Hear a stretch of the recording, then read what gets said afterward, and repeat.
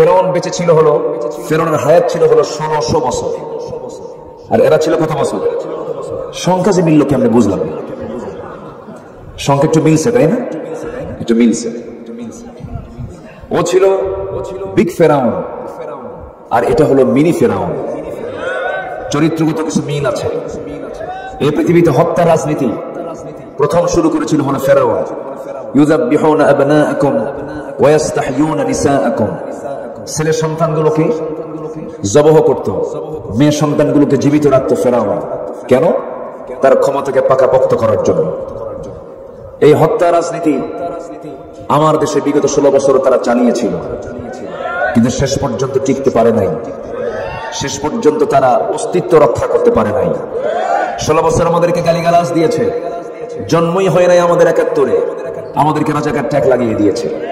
কিন্তু আমরা কোনোদিন পাকিস্তান যাইনি, কিন্তু ভারতীয় রাজাকাররা সব ভারতে গিয়ে শেল্টার নিয়েছে, ঠিক কিনা? সব কোথায় এখন? কষ্ট পাচ্ছেন নাকি? কথা বলবো? আওয়াজ দেন, কথা বলবো? জোরে বলি ইনশাআল্লাহ, আর জোরে বলি ইনশাআল্লাহ। সম্মানিত ভাইরা, কি দাপট ছিল! মঞ্চ পর্যন্ত দখল, ডানে বামে সামনে পেছনে, পোস্টার পর্যন্ত দখল। পোস্টারে নাম না দিলে মাহফিল বাতিল। মনে আছে আপনাদের? মনে আছে তো নাকি? এই চিত্রগুলো চিত্রায়িত করেছে। আমার জাহিদ ভাই বললেন, মাহফিলে যাওয়া তো দূরের কথা, শ্রোতা হওয়ার সুযোগ হয়। এমন কঠিন দুঃসময় পার করতে হয়েছে, কিন্তু এই সুদিন আমরা যে পেয়েছি আলহামদুলিল্লাহ। তবে প্রকৃত বিজয় কিন্তু এখন আসেনি। প্রকৃত বিজয় সেই দিন আমরা অনুভব করব, যেদিন এদেশের পূর্ব দিগন্তে ইসলামের সূর্য উদয় হতে দেখব আমরা। এমন দিন কি সবাই দেখতে চান না? এমন দিন কি সবাই দেখতে চান? দেখার জন্য কিছু যোগ্যতা লাগবে। আল্লাহ তাআলা নিজেই বলছেন, ক্ষমতা দেব তোমার হাতে, খেলাফতি দেব তোমার হাতে। ওয়া'দাল্লাহুল্লাযীনা আমানু মিনকুম ওয়া আমিলুস সালিহাত। ভালো করে যদি ঈমান আনতে পারো আর নেক আমল যদি করতে পারো, লা ইস্তাখলিফান্নাহুম ফিল আরদ, আমি নিজেই তার হাতে খেলাফতি দিয়ে দেব। এটা কার ওয়াদা? আসতে বলবেন না, কার ওয়াদা? তাহলে ব্যক্তিগত মান উন্নয়নের দরকার সবার পরে না সবার আগে? বলেন বলেন, ব্যক্তিগত মান উন্নয়নের দরকার সবার আগে না সবার পরে? সবার আগে। সম্মানিত ভাইরা, বেশ কিছু কথা জমা হয়ে আছে, আমরা আস্তে আস্তে করে শুনবো। আমাকে সময় দিচ্ছেন তো নাকি? জি, জোরে বলি ইনশাআল্লাহ। সম্মানিত ভাইরা, সম্মানিত বন্ধুগণ, আমাদের সবচেয়ে বড় বিষয় হলো আমরা তো দুনিয়া থেকে বিদায় নেবই। দুনিয়া থেকে বিদায় হয়ে যাব আমরা, আল্লাহর সামনে আমাদের হাজিরা দিতে হবে।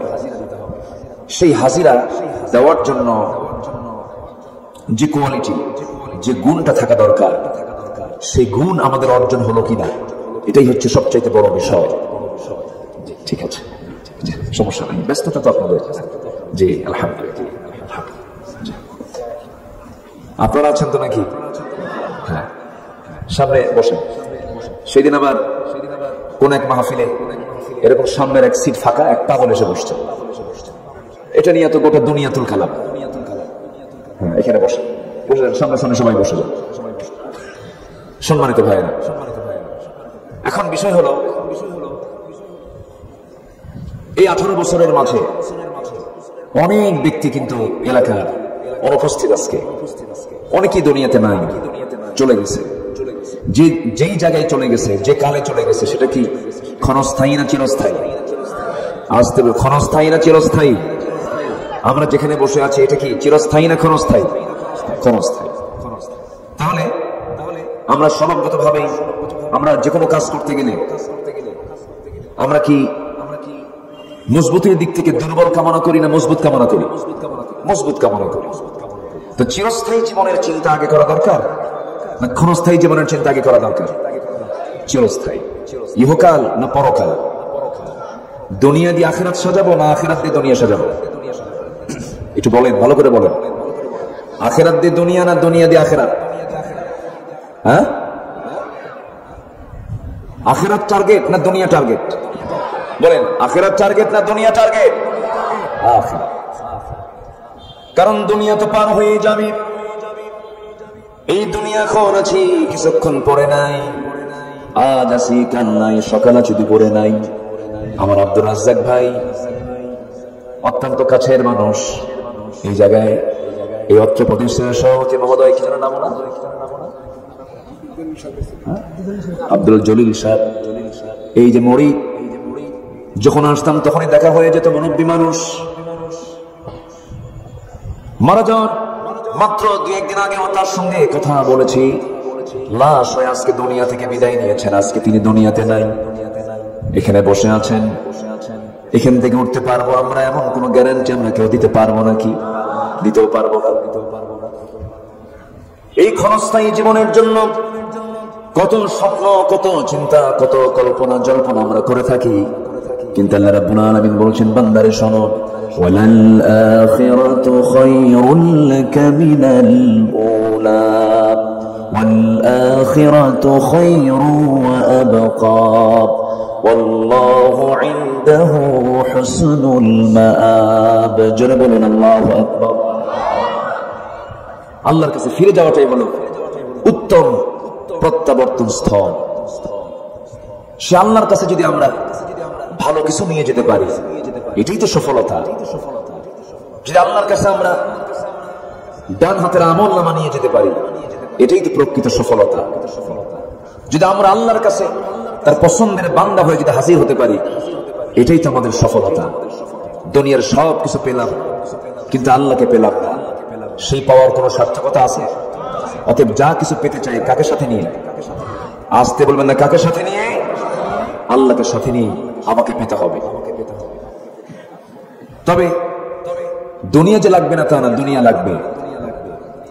আল্লাহ তাআলা বান্দাকে দোয়া করতে বলছেন, এক জায়গায় আগে দুনিয়াই চাইতে বলেছেন। আল্লাহ রাব্বুল আলামিন বলেন, যারা পারেন ঠোঁট মিলিয়ে বলুন, এই দোয়াটা আমার নবীজি পড়েছেন, রব্বানা আতিনা ফিদ দুনিয়া হাসানাতাও ওয়া ফিল আখিরাতি হাসানাতাও ওয়া কিনা আযাবান নার ওয়াজআলনাল জান্নাতা মাআল আবরার। জোরে বলুন আল্লাহু আকবার। আল্লাহ তাআলা আমাকে দুনিয়ার হাসানা দান করো, আখিরাতের হাসানা দান করো, জাহান্নামের আগুন থেকে আমাকে বাঁচিয়ে দাও। এজন্য আমার বন্ধুগণ, আখিরাতটাকে সুন্দর করার জন্য দুনিয়াকে সুন্দর করতে হবে। আমল দিয়ে, ইমানের গুণ দিয়ে নিজের জীবনকে গুণান্বিত করতে হবে। জন্মসূত্রে মুসলমান ঘরে জন্ম নিলাম, আমি জান্নাত পাবো না। জন্মসূত্রে আমি মুসলিম হলাম, জান্নাত পাবো না। জান্নাত পাওয়ার জন্য জন্মগত পরিচয় দরকার না ঈমান থাকা দরকার? কি থাকা দরকার? ঈমান থাকা দরকার। আমার দেশে জন্মসূত্রে এমন মুসলিম আছে, আমার দেশে জন্মসূত্রে এমন মুসলিম আছে যারা ইউরোপ আমেরিকার ইহুদি খ্রিস্টানদের চেয়ে জঘন্য। আছে কিনা বলেন? একটা পত্রিকা আছে, প্রথম আলো। এটা প্রথম আলো না, এটা প্রথম অন্ধকার। এরা লেগেছে ইসলামের বিরুদ্ধে। আর একটি পক্ষকে খুশি করার জন্য নানামুখী ষড়যন্ত্র করছে। জাহাঙ্গীরনগর ইউনিভার্সিটি আজ থেকে বেশ কয়েক বছর আগে জাহাঙ্গীরনগর ইউনিভার্সিটির ক্যাম্পাসে তৎকালীন সরকারের আমলে একটি নির্দিষ্ট দলের একজন নেতা, ছাত্রলীগের একজন নেতা, সে 100টা নারীর জীবন নষ্ট করে, ধর্ষণ করে ক্যাম্পাসে প্রকাশ্যে মিষ্টি বিতরণ করেছিল। যেরকম নাউজুবিল্লাহ। সেই মানিক ধর্ষণ করলো, ধর্ষণের সেঞ্চুরি করলো। সেই ছাত্রলীগ যদি দাপুটে সেই জাহাঙ্গীরনগর ইউনিভার্সিটি যদি তারা পলিটিক্স করতে পারে, সেখানে একটি স্বতন্ত্র সংগঠন, ইসলামী সংগঠনের একটি অন্যতম দল ছাত্র শিবির সেখানে ওপেন হয়েছে। প্রথম আলোর খুব গায়ে লেগেছে। প্রথম আলো এটাকে নিয়ে খুব বাজে কথা বলছে। প্রথম আলোর নাম আর আমরা আলো দেখতে চাই না, এটা প্রথম অন্ধকার। ঠিক কিনা? এটা প্রথম অন্ধকার। সম্মানিত ভাইরা, সম্মানিত বন্ধুগণ, এখন আমার দেশে বহু বাম আর আমের আসারা নাই। বহু বাম রামের আছে না নাই? ওত পেতে আছে, সুযোগ বুঝে অনেক কিছুই করার চেষ্টা করবে, কিন্তু সক্ষম ভাবে মোকাবেলা করতে হবে আমাদের। সবাই রাজি আছেন তো ইনশাআল্লাহ? সম্মানিত ভাইরা, যুগে যুগে সুযোগ সন্ধানী কিছু লোক ছিল, এখনো আছে, সামনেও থাকবে। বিগত 16 বছরের ওই সরকারের আমলে সর্বোচ্চ সুযোগ সুবিধা গ্রহণ করেছে, এমন কিছু কাঠমোল্লাও কিন্তু ছিল, আসতে হলো ছিল কিনা বলেন? একটি সুবিধাবাদী দল জাতীয় পার্টি, এই জাতীয় পার্টি আমানু বিল্লাহি ওয়া রাসূলিহি সুম্মা লাম ইয়ারতাবু وجاهدوا بأموالهم وأنفسهم في سبيل الله أولئك هم الصادقون جربون الله أكبر আল্লাহ রাব্বুল আলামিন বলেন, প্রকৃত মুমিন তো তারাই যারা আল্লাহর প্রতি, নবীর প্রতি বিশ্বাস করে, দ্বিধাহীন চিত্তে কোনো সন্দেহ ছাড়া যারা বিশ্বাস করে। এখানে আরেকটা আমলের কথা বলা হয়েছে, এবং যারা আল্লাহর পথে মাল দিয়ে, জান দিয়ে যারা জিহাদ করে, এই দুইটা কাজ যারা করবে আল্লাহ তাদেরকে সিদ্দিক খেতাব দিয়েছেন। জোরে বলি সুবহানাল্লাহ। আখিরাতের প্রস্তুতি আমাকে আপনাকে নিতেই হবে। সাহাবীরা দুনিয়াকে কত তুচ্ছ মনে করেছেন, দুনিয়াকে তারা কত হালকা মনে করেছেন। ছোট্ট একটা ইতিহাস মনে পড়লো একজন সাহাবীর, কম বেশি সবার জানা আছে। একজন সাহাবী, তার বাড়িটা হলো মক্কা এবং মদিনার ঠিক মাঝখান বরাবর তার বাড়ি। এই সাহাবী ইসলাম গ্রহণ করলেন, দ্বীন গ্রহণ করলেন। দ্বীন গ্রহণ করার পরই তার আপন চাচা বাপ দুনিয়া থেকে জন্মের পরপরই বিদায় হয়ে যায়। চাচার কাছে মানুষ হয়েছেন। চাচার কাছে যখন সংবাদ চলে গেল ভাতিজা কালিমা পড়ে মুসলমান হয়ে গেছে, চাচা বলতেছে, ভাতিজা শুনলাম তুমি নাকি কালিমা পড়েছ। সঙ্গে সঙ্গে ভাতিজা বলছে, চাচা শুনবেন কেন, আপনি আমাকে দেখেন। আশহাদু আল্লা ইলাহা ইল্লাল্লাহ ওয়াহদাহু লা শারীকা লাহু ওয়া আশহাদু আন্না মুহাম্মাদান আবদুহু ওয়া রাসূলুহু। জোরে বলি আল্লাহু আকবার। আমি কালিমা পড়ে নিয়েছি চাচা, আপনিও কালিমা পড়েন। সঙ্গে সঙ্গে চাচা বলতেছে, ভাতিজা তুমি শোনো, তুমি কি জানো ধর্ম ছেড়ে দিয়ে নতুন ধর্ম গ্রহণের ফলাফল কি হতে পারে? সমস্ত সম্পত্তিগুলো আমি তোমার কাছ থেকে সব জোরপূর্বক নিয়ে নেব, সমস্ত সম্পত্তি থেকে আমি তোমাকে মাহরুম করে দেব, ঘর থেকে বের করে দেব। এবার ভাতিজা বলছে, চাচা আপনি আমাকে জোর করে আমার কাছ থেকে সম্পদ নেবেন কেন? আমি আপনাকে আপোষই দিয়ে দেব। আমি যে ঈমান এনেছি পৃথিবীর কোন সম্পদ এটার কোনো মূল্যায়ন হবে না, সম্পদ আমি আপনাকে এমনি দিয়ে দিলাম। চাচা খেপে গিয়ে রেগে গিয়ে এক পর্যায়ে বলে ফেলে দিল, গায়ের জামাটাও খুলে দে। গায়ের জামাটাও তিনি খুলে দিলেন। এক পর্যায়ে জোরপূর্বক লুঙ্গিটা পর্যন্ত খুলে নিয়ে ঘর থেকে উলঙ্গ করে বের করে দেওয়া হলো। কোন মতো নিজের বাড়ির সামনে দরজায় গিয়ে নক করে বলছেন, মা দরজা খোলো, কিন্তু আমার দিকে তাকানোর কোনো কায়দা নাই। আমার চাচা আমার শরীর থেকে জামা সহ পরনের লুঙ্গি সহ খুলে নিয়েছে, আমাকে দেখা একটা ছোট্ট চাদর দেওয়া যায় নাকি? ছোট্ট একটা চাদর দেওয়া হলো। সেই চাদর দিয়ে কোনো মতো তার চাদরটা ডাকলেন। মাকে লক্ষ্য করে বলছে, মা আমাকে আজকে ঘর ছাড়া করে দিল, বাড়ি ছাড়া করে দিল, আমি বাড়ি ঘর ছাড়লাম, আমি চলে যাচ্ছি মদিনায়। এই দুনিয়ার সব ছাড়বো, কিন্তু আল্লাহর দরবার, নবীর দরবার কখনো ছাড়া সম্ভব নয়। প্রচন্ড শীতকাল সেই সময়, হাড় কাঁপানো শীত। রাতের বেলা রওনা দিয়েছেন, নবীর দরবারে পৌঁছে গেলেন। দরজার কাছে গিয়ে নক করছেন। দরজায় নক করার সঙ্গে সঙ্গে রাসূল দরজা খুলে দেখেন নগ্ন দেহ, গায়ে কাপড় চোপড় নাই, কোনো মতো একটা চাদর মুড়ি দিয়ে সতর্কটা ঢেকে সামনে এক যুবক দাঁড়ানো, থরথর করে কাঁপতেছে ঠান্ডার ভিতরে। ভিতরে চলে গেলেন আমার নবীজি। সুন্দর দুটি জুব্বা হাতের মধ্যে নিয়ে এসে বলছে, ও যুবক, এই যে আমার জুব্বা আমি তোমাকে দিলাম, জুব্বাটা তুমি পড়ো। পড়ার পরে রাসূল বলছেন, যুবক তোমার এমন অবস্থা হয়েছে কেন, কি হয়েছে তোমার, বলো তো, খুলে বলো। সঙ্গে সঙ্গে তিনি বলছেন, ইয়া রাসূলুল্লাহ, আমার বাড়ি ছিল, আমার ঘর ছিল, সম্পদ ছিল, সব ছিল, কিন্তু আজকে ঈমান নামক দৌলত গ্রহণ করার কারণে, দিন মেনে নেওয়ার কারণে আজকে সব মাইনাস হয়ে গেছে। এমনকি হুজুর আমার পরনের লুঙ্গিটা পর্যন্ত আমার চাচা খুলে নিয়েছে, সব দিয়ে দিয়েছি, কিন্তু ইমানটা আমি কিনে নিয়েছি। জোরে বলি সুবহানাল্লাহ, আর জোরে বলি সুবহানাল্লাহ। এটাই হলো আখিরাতের প্রস্তুতি। এটা কিসের প্রস্তুতি? আখিরাতের প্রস্তুতি। আমার নবীজি বললেন, তোমার চাচা তোমাকে বস্ত্রহীন করে দিয়েছে, আমি তোমাকে বস্ত্রওয়ালা বানায় দিলাম। জুব্বাটা তুমি পরে নাও ভালো করে। তোমার কোনো চাওয়া পাওয়া আছে নাকি? সাহাবী বলছেন, ইয়া রাসূলুল্লাহ, আপনি আমার জন্য দোয়া করে দেন।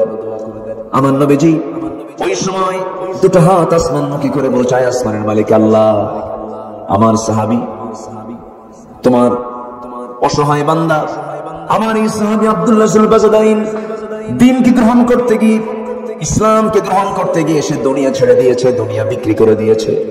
আমার আব্দুল্লাহর জান এবং মালকে তুমি আল্লাহ কাফের বেঈমানদের জন্য হারাম করে দাও। আসসালামু আলাইকুম ওয়া রাহমাতুল্লাহি ওয়া বারাকাতুহু। إن الحمد لله الأكرم الذي خلق الإنسان وكرم وعلمه من البيان ما لم يعلم، فسبحان الذي لا يحصى امتنانه باللسان ولا بالقلم. نشهد أن لا إله إلا الله وحده لا شريك له، ونشهد أن سيدنا وحبيبنا ومولانا محمدا عبده ورسوله الذي أرسله بالحق بشيرا ونذيرا وداعيا إلى الله بإذنه وسراجا منيرا. فقد قال الله تعالى في كلامه المجيد وفرقانه الحميد: أعوذ بالله من الشيطان الرجيم، بسم الله الرحمن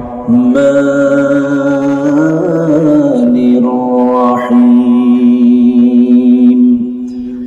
إن الله وملائكته يصلون على النبي يا أيها الذين آمنوا صلوا عليه وسلموا تسليما. اللهم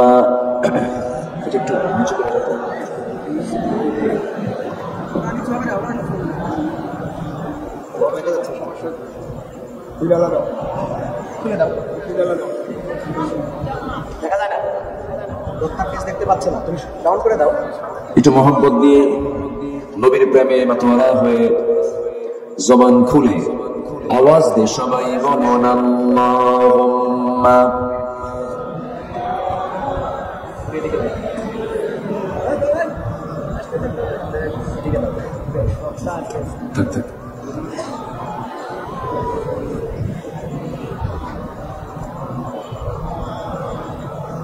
সবাই বলুন বালাগাল উলা বিকামালিহি কাশাফাত তুজা বিজামালিহি হাসুনাত জামিউ খিসালিহি সাল্লু। সূরাতে ইউসুফ বিদারি حكمتي لقمان ما قاري قرآباني يهدي لسان ما بلغ العلا بكماله كشف التجى بجماله حسنت جميع خصاله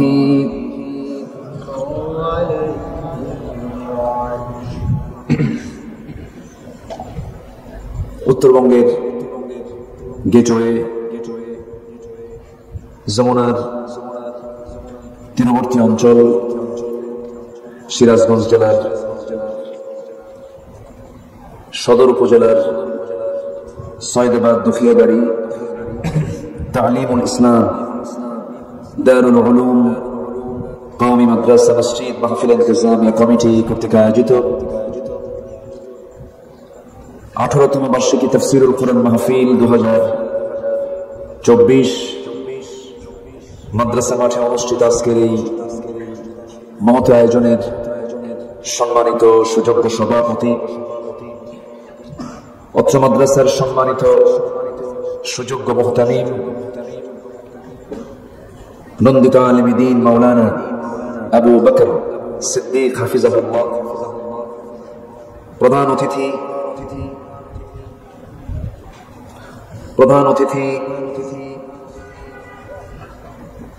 ইসলামী আন্দোলনের অন্যতম সিপাহসালার, সিরাজগঞ্জের মাটি মানুষের হৃদয়ের স্পন্দন জনাব অধ্যাপক মাওলানা জাহিদুল ইসলাম সাহিব, আজকের মাহফিলের বিশেষ অতিথিবৃন্দ, সুশীল সমাজ, বিশেষ করে আমার পূর্বে কথা বলেছেন নন্দিত আলেম দ্বীন ফরহাদুজ্জামান মেহেদী ভাই, সামনে উপস্থিত আজকের মাহফিলের প্রধান আকর্ষণ, যাদেরকে নিয়ে আজকের এই সাজানো গোছানো বর্ণাঢ্য আয়োজন, তাওহীদের পতাকাবাহী, কালেমার ঝান্ডাবাহী, দ্বীন ইসলামের নরসারদুল বীর মুজাহিদ, প্রাণ প্রিয় সম্মানিত দ্বীনী ভাইরা, আড়ালে বসে আছেন শ্রদ্ধেয়া সম্মানিতা মা বোনেরা। আলোচনার সূচনায় আনুষ্ঠানিকতার মধ্য দিয়ে আমার পক্ষ থেকে আবারও দিল খোলা সালাম, আসসালামু আলাইকুম ওয়া রাহমাতুল্লাহি ওয়া বারাকাতুহু। সবাই কেমন আছেন? আমাকে প্রশ্ন করেছেন, আল্লাহ তাআলা আমাকে আপনার মতোই আপনার কাতারেই রেখেছেন, বলছি আলহামদুলিল্লাহ। তবে এই মাহফিলটার বয়স 18 বছর, আর বিগত সরকার ক্ষমতায় ছিল প্রায় 16 বছর। যখন থেকে তারা ক্ষমতার মসনদে বসা, সেদিন থেকেই এই তাফসীর মাহফিলের উপরে তাদের একটা বদনজর ছিল। আসতে কোন কেন বদনজর ছিল। এই বিগত 16 বছর মাহফিল কমিটিগুলো ছিল হলো থানার কাছে বড় দাগি আসামি। কেন? তারা কেন কোরআনের মাহফিল করে, এটা ছিল তাদের কাছে অপরাধ। আজকের এই মাহফিল এখানে অনুষ্ঠিত হচ্ছে, থানার কাছে কি যাওয়া লাগছে? গেছিলেন? সম্মানিত ভাইয়েরা, সম্মানিত বন্ধুগণ, টেকনাফ থেকে তেতুলিয়া, সুন্দরবন থেকে বান্দরবন, গোটা দেশ আমি ভাঙ্গাচুরা যতটুকু চলাফেরা করেছি, তারা যে অত্যাচারগুলো করেছে বিগত 16 বছর এই প্ল্যাটফর্মে, তাফসীর মাহফিলের প্ল্যাটফর্মে, এটা ফেরাউনকেও হার মানায়। চরমভাবে তারা এই সুন্দর একটি ধারা, সাবকন্টিনেন্টে শত বছরের একটা ঐতিহ্য এই ওয়াজ মাহফিল, এটাকে তারা বন্ধ করার মাস্টার প্ল্যানও নিয়েছিল। এই ওয়াজ মাহফিল নাকি দেশের সংস্কৃতির কোনো অংশ নয়, এগুলো নিয়ে বাজে কথা বলতো। সেই সংকট দূর করে দিয়েছেন তিনি আমার কে? আসতে বলবেন না, তিনি আমার কে? আল্লাহ তাআলা। সেই মহান রবের শানে বলছি আলহামদুলিল্লাহ, আবারও বলছি আলহামদুলিল্লাহ। সবাই বলছে আল্লাহুম্মা ইন্নী আসআলুকা আল হুদা ওয়াত তুকা ওয়াল আফাফা ওয়াল গিনা। সবাই বলি আল্লাহুম্মা লাকা আসলামতু ওয়া বিকা আমানতু ওয়া আলাইকা তাওয়াক্কালতু ওয়া ইলাইকা আনাবতু ওয়া বিকা খাসামতু আমরা আল্লাহ তাআলার শুকর আদায় করে দিলাম। আসুন আমরা ধীরে ধীরে আলোচনার দিকে চলে যাই। অন্যান্য মাহফিলের মতো গতানুগতিক এই মাহফিল আমার এটা নয়। এই মাহফিলটা সম্পূর্ণ স্বতন্ত্র আমার কাছে। কেন? অন্য কোন মাহফিলে রেগুলার নিয়মিত যাওয়ার সুযোগ হয় না। যাই, কিছু কিছু মাহফিল নেওয়া আছে, কিন্তু সবচাইতে মানে আমার কাছে অত্যন্ত আনন্দের, প্রায় 18 বছর এই মাহফিলে আল্লাহ তাআলা আমাকে আসার সুযোগ করে দিয়েছেন। বলি আলহামদুলিল্লাহ, জোরে বলি আলহামদুলিল্লাহ। আমি